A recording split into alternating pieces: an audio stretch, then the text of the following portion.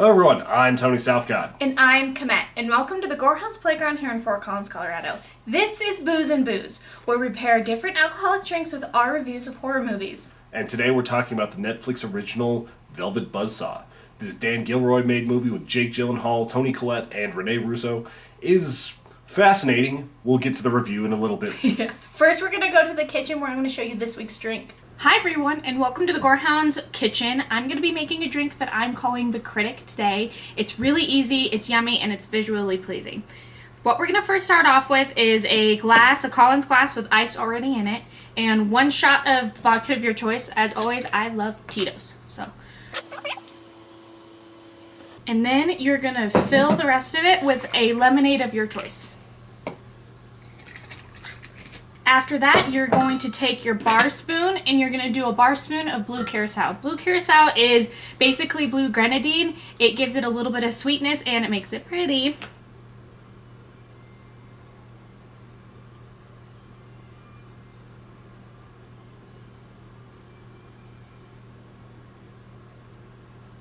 Add a straw and there you go, the Critic. Critique is so limiting and emotionally draining. My opinion. I can't save you. I found something. Who did these? They're mesmeric. Guy upstairs, he died. Some ventral D's. No, not in our records, and we have everyone. I spent decades in a psychiatric hospital for the criminally insane.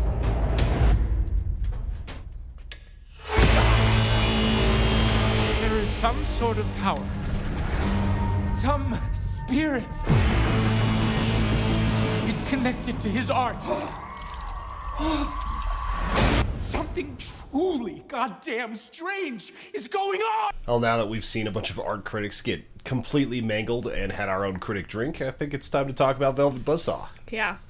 So, this movie was made by the same director who did Nightcrawler. And it has a lot of the same actors in it. Yeah, it's Rene Russo, Jake Gyllenhaal, yeah. And I'm sure there's some other background characters that are in it too. Mm-hmm. And I really like this director. I liked Nightcrawler a lot. I think it's one of the best, as Tony was saying earlier, best portrayals of a true psychopath that we've seen, really, in movies. This movie, I'm not going to say that it was bad. I don't think it was bad. I think it was a very good movie. I think the concept was there, but for me, something kind of fell flat. Yeah, and the thing is, the bar was set so high from Nightcrawler. Mm-hmm. Like, Nightcrawler, I believe, won an Oscar for, I don't know if it was Best Picture, but it won a couple Oscars, and it was just so good. So we were waiting and waiting and waiting to see what he came out with. You kind of can tell why this was a Netflix release. Yeah, and I would say that this movie, even though I think maybe what it is that it's trying to be a horror movie, and it seems more like a creepy-ish thriller. Yeah, suspense, thriller, something like that. Yeah, it's more creepy than scary to me. Yeah, and we talked about this a little bit before. It's kind of a pop horror type thing, or post-horror, where you've got all the edges like perfectly buffed out, and it's pristine, and it's beautiful. Trying to do horror, and sometimes it just doesn't quite connect. Yeah. Like, you can do that, but the premise needs to be a little bit more. Like, this movie was built off of the director going to a lot of contemporary art scenes, and he was in a basement one that had a bunch of dental chairs, and he was honestly freaked out. And he's like, there's something that's a movie here. Like, that's where this came from. And I feel like there's some authenticity there, and like there's something really cool that he built out of that, but I just don't think it's as potent as he expected it to be. Yeah. Like, I think what it was maybe the last third or quarter of the movie is kind of what not ruined it for me, but made my expectations kind of start to fall. I gotta say that I really liked the character build up in these. The characters are really believable. yeah, they each felt of them alive. They felt really authentic. Yeah, each of them are different, and in their own believable way. I think Josephine is a very believable character, somebody who's trying to make something happen for themselves and it's not working, and then saw an opportunity and turned into this completely different person once money and fame came to order. I think that's very real.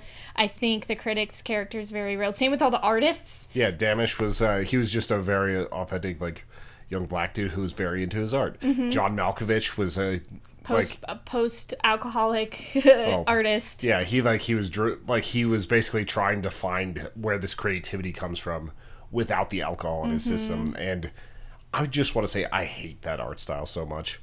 Like it's not for some people. Yeah, like it's not even a Jackson Pollock. It's like just giant shapes on a thing, and people are like, it's so inspiring. What does it make you feel? And I'm like, I feel nothing. Have you studied any art? I have studied art in the sense that I have gone to museums. I have not formally studied art. Yeah, the classes definitely make it. Yeah. Where you're able to appreciate different stuff. I can tell you exactly where it happened that I stopped having any respect for any sort of art critic ever. Oh, yes. Beetlejuice. Because I look at every every artsy person as the people and the parents from Beetlejuice, and like the chubby dude that's just a weird critic and everything. Like that's okay. I mean, I get it, but people it's like not that too. Right. It's just what's in my head. That's funny. That's great. I guess going back to the movie is that the characters I do think are believable. The situation is believable. I wish that as the writer, maybe not the director, but the writer, is it the He's director? a writer-director. Okay, sorry. The person should have focused on the fact that the paintings are moving and the paintings are changing people and all that stuff. I thought that would have been more believable than it, spoiler alert, it making other art pieces kind of kill. Yeah, and it was sort of a tonal shift because, like, the first time the art actually takes somebody out, I think it was the first time, like, the delivery. No, like, it was the monkeys. Yeah, that's what I'm saying. Like, the monkeys grabbing the guy and pulling him into the painting. But the monkey paintings were in the building. Oh, yeah, it that's true. It wasn't one of Deese's pictures. Yeah, not something. Yeah, Deese. Yeah, it's like Vitaly Deese or V. Deese, something like that. And I thought that the way they did the deaths was kind of interesting because it was always contrary to something that they believed. Like, you had Jake Gyllenhaal's character who's, like, we're going super spoilers here. Yeah, watch out. Like, I'm going to put, like, a spoiler thing like 30 seconds ago. Like, you've got a character that's killed by a piece of art that he called uninspired and basically trash. Then you've got another character that's basically is talking crap about graffiti and then basically becomes graffiti in the end. Like, you've got all these things that are like was my least favorite death. Yeah, like, I did not like I didn't mind the build-up. I didn't like the finish of it. Like, I thought it was cool, like, the way it looked whenever she's in the rooms and the paintings are, like, dripping down and all that. Like, I thought the scene looked cool. It was very visually pleasing. I didn't get how it actually did anything in the end. So, like, it didn't finish the scene. Yeah, and I hated the last one, too, with the tattoo. Yeah. Like, I would have been very happier if the people who owned them changed themselves instead of being in a situation where they... Yeah, where the house just all of a sudden decided to, like... kill, yeah. Yeah.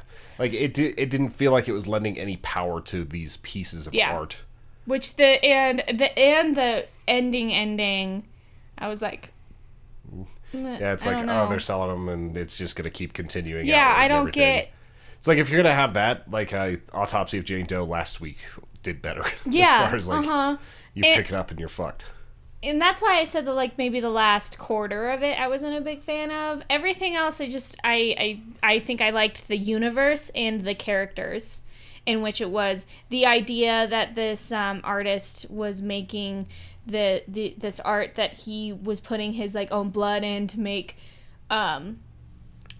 painting, which I gotta say is not totally out of the realm of artists. I guarantee you there's artists out there that put, especially for Browns and all that other stuff, like, they've literally put their blood into the ink just because it's, like, a cool thing to do. Well, and that's just it was in the movie they made it like this is really weird, but it's not. I don't know. It's not near as intense as they made it out to be. Yeah. Like, the idea of this painter who is using his, like, this painting to cover up the damage that had been done to him by his father. Like, the background for the painter was cooler than a lot of this movie. It was, yeah, and I wish they would have stuck with that a little bit more. The actual paintings that they used that he painted were gorgeous. Yeah, they were like, they very were violent, visually... they were visceral, they were like, they're the type of art that I actually do like. Like, I don't like abstract art very much, and some of his stuff seemed like it was kind of unstyled, like where it didn't quite fit with the other pieces. But there were a few where it sort of caught like fury and motion in ways that were really cool. Yeah. And I looked a little bit, but I couldn't find out who actually painted those, unfortunately. Kudos to that person. Yeah. Definitely really good. So let's go over our things. Did we like it? I'm middling on it. Like, Yeah, I'm going to middle on that one too. I didn't dislike it, but it definitely wasn't something that I was like, eh. Yeah, it's a Netflix release for an original movie. And sometimes they're great, and sometimes they're just like, well, that wouldn't have done very well in theaters. Yeah. So, like, I felt like it was just the mid-range movie. Like, it's a C effort. Yeah. Did it scare you? No. No. Like, I'm trying I think to think if there was any jump scares, if there was anything that was genuinely, like, creepy. I do want to say real quick, in the middle of this, is that I loved the character of the girl who played in Stranger Things, who kept on finding all the dead bodies. Coco. I thought that... I kept thinking of you, because you kind of have that, like, same, like, the way you walk around, and if you just kept finding dead bodies, I love the last one. She's just like, God damn it. I thought that was a great little quip. Yeah. Well, she was just, like, the little Midwest girl, Yeah. like, trying to, like, find her way in L.A., and everybody she works for just dies. And she finds them, like, I don't know. I thought that was a great little subplot. I kept waiting for them to, like, have the cops going after her, but I think that would have just detracted and made the movie too long. Yeah. Like, but it was actually a pretty funny beat. I liked that a lot. Okay, so there was only one part in the movie that I thought was suspenseful, and it was actually when the main woman, what's her name? She was in Nightcrawler. Renee Russo. Renee Russo, when she's in her house and the guitar, or that type of guitar type thing, was the strings were all going. I thought that moment was a little suspenseful. Overall, didn't scare me at all. Yeah. And it's like you see the robot hobo thing and like all these others, and it's like, yeah, that could be considered creepy, but it's not doing it for me. Yeah. Like rewatchability. Very little for me. Yeah. Like, I don't think I had to rewatch it, and it was not, there's no really rewatchability. Like, on did it. you notice anything different or better or anything like that the second time, or were you just like, well, this is happening again? This is happening again, Yeah. pretty much. And then if you all are interested in watching it, it is on Netflix. And let us know what you think of it. If you thought it was a good movie, if you didn't. Yeah, if just let us know in the comments what wrong. you feel about this movie. Like, did it tickle your pink parts like the Buzzsaw name would? I don't care. Oh God. That is a sexual reference, by the way. It is, we found that apparently. out during our research. Also, there is one thing I want to cover from the director that I think is a good point. He said that he made this movie because he wants people to understand that artists put their soul and their effort and everything into the things that they do, and a lot of times that's glossed over now. Like where you just see a piece of art, it's printed out, it's cheap, it's $7 at Walmart. Like, there's not like any feeling behind a lot of it. The And internet he's does ju- it too with Yeah. prints, like being able to just find something and print it off yourself instead of giving credit to the artist. Yeah, and it's mostly just a thing of like, just understand that a lot of work and a lot of love and a lot of talent, and it's not the 4 hours it took to make the painting. It's a lifetime of work that gave them the skills to make it. And I do actually really like that point. It goes for movies, it goes for YouTube videos, it goes for everything out there. Yeah. So maybe just take a little bit more time to appreciate a little bit of the authentic and good art that's out there. And we will see you guys next week. If you enjoyed this, check out our Patreon at patreon.com/humanechoes. And yeah, Yeah, thank you so much. We'll see you next time, guys. bye.